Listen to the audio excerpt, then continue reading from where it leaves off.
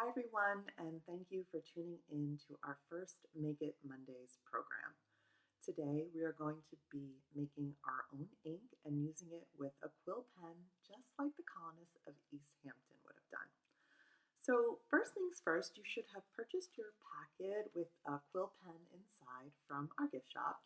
You can snip that open and take out the quill that's inside, and you're going to want to soak that in some hot water for 15 minutes. So I just put a teapot on with some water in it. I have some hot water sitting right here. I'm going to put my quill pen in there, and it's going to soak while we're making the ink.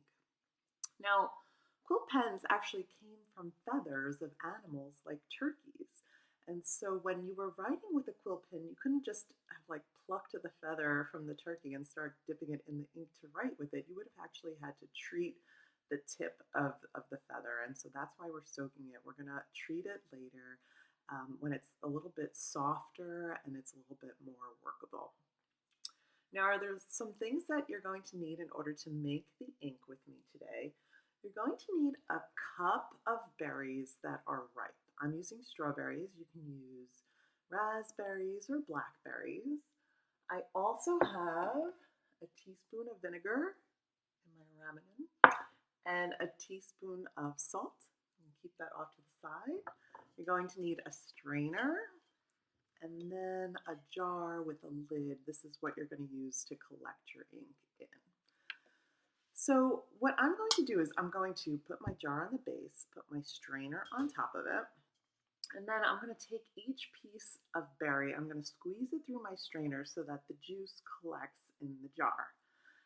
You can do this with the back of a spoon, or you could do it by hand. I find it easier to do it by hand, and so I have this bowl next to me. I'm going to collect the fruit in it. As I've squeezed out the juice, I'm going to leave the pulpy part of the berries in the bowl next to me.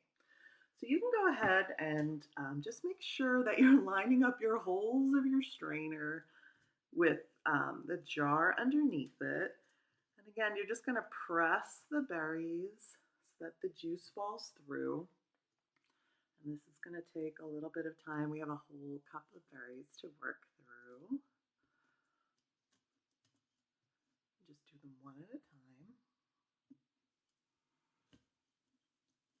So actually, quill pens were used well over 1,000 years ago. And they were replaced by a more metal tip in the 1850s because those could last longer. I mean, that was the problem with writing with the quill pen, right? You would work it a little bit, dip in your ink, and then write a little bit, and they wouldn't really last very long. And you see when we're doing our writing later, you have to dip every letter or so that you're writing with. Okay, so I'm just working my way through all of my berries, just squeezing the juice out. That's why you want to make sure when you do this that your berries are ripe, and then you're going to have the berries without the juice left over. As I said, I'm just going to kind of put them in my bowl here off to the side. Keep going.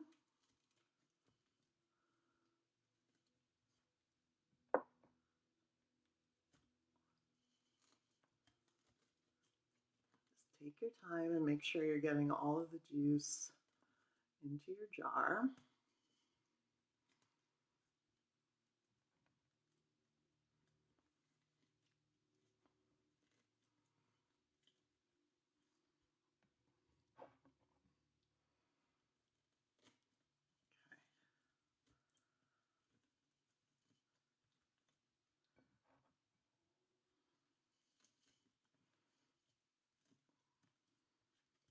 As you go, you can take the part of the berry that's left over and just take it out of your strainer. I hope that you're able to see the juice coming out. Let me just show you. So we are collecting it. And just maybe have another quarter cup or so left to go of my berries.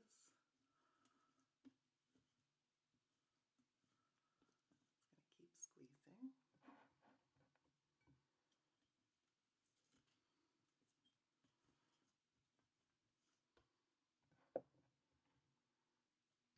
curious to see what kind of fruit you're using for this. Did you go for the strawberries? Or did you try it out with raspberries or blackberries? Probably would have made a more traditional dark color ink. That's what most people think of, right? You can also make ink out of walnuts too. Gives you a darker color ink. Okay, so keep squeezing my berries. Just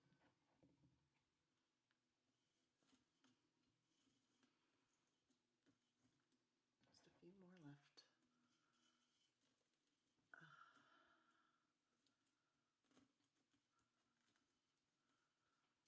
I did put a towel down on my table just in case I made a little bit of a mess. It squirted out just like it did there.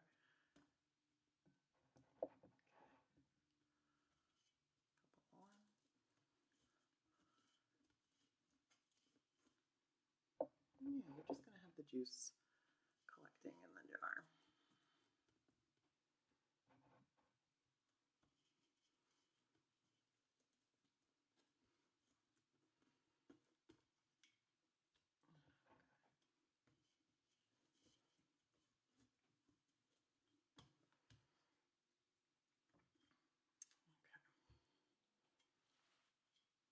So I have my strawberry juice.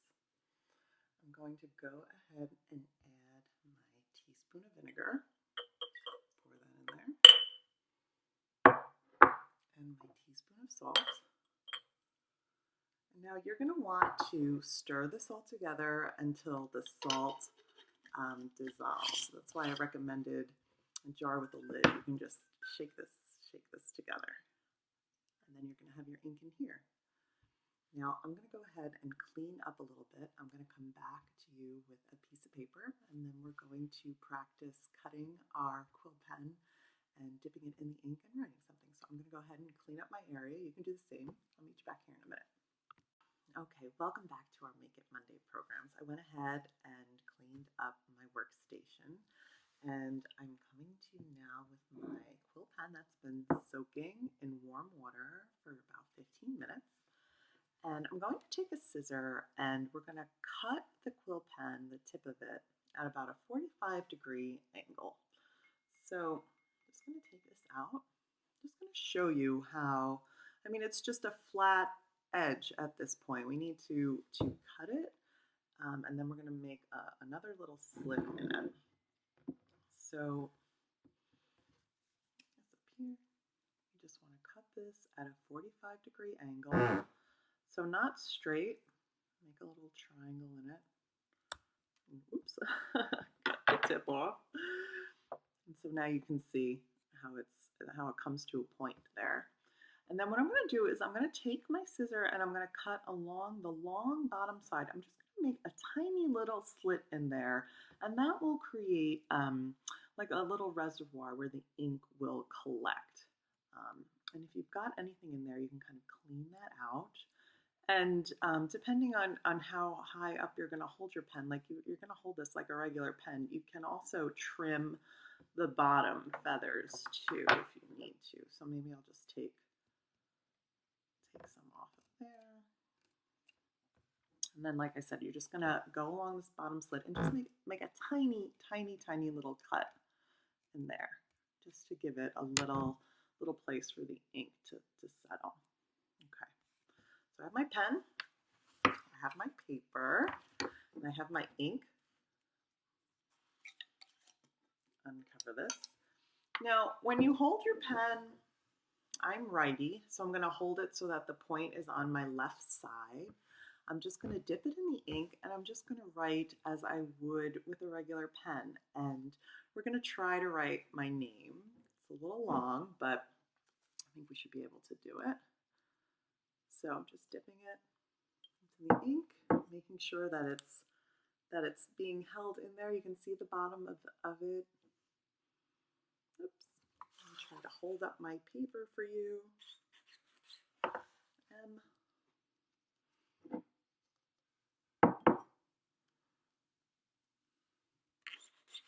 A. Now can you imagine writing a long document like, say, the Declaration of Independence with a quill pen, and how frequently you would have had to dip your pen in the ink and bring it back to the paper to write?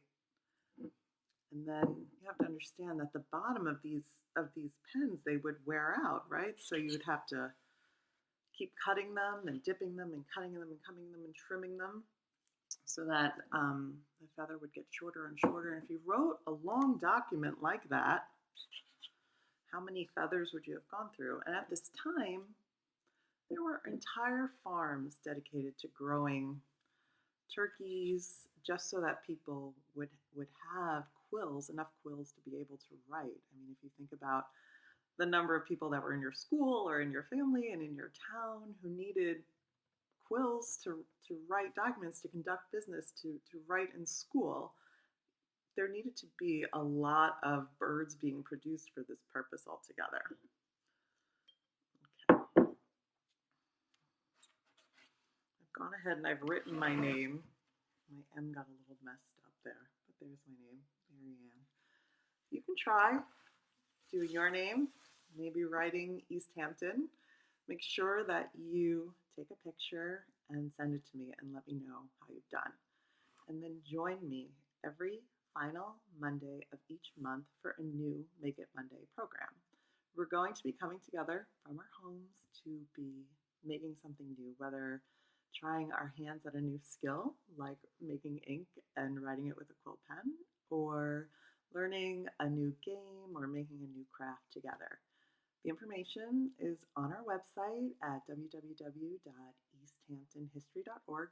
Go to our events section and you'll find the programs listed there for the next couple of months.